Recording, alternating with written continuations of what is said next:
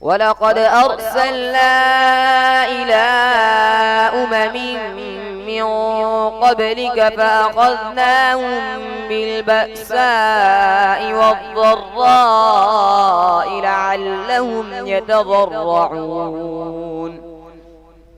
فلولا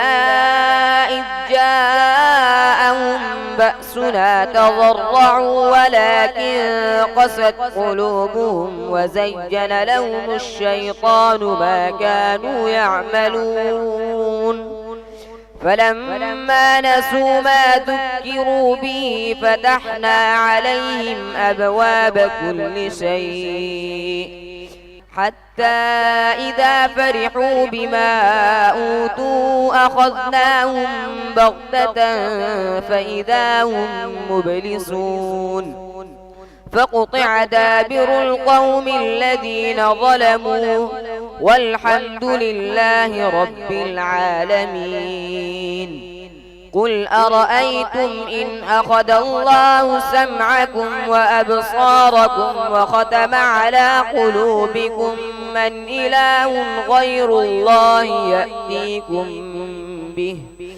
انظر كيف نصرف الآيات ثم هم يصرفون.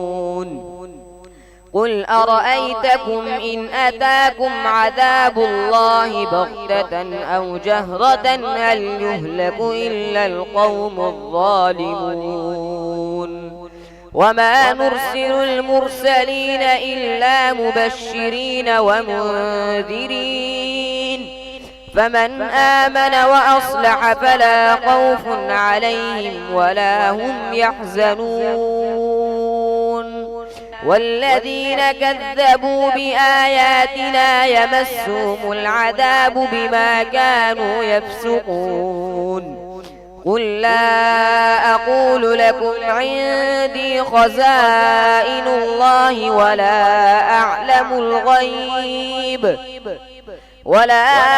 أعلم الغيب ولا أقول لكم إني ملك إن أتبع إلا ما يوحى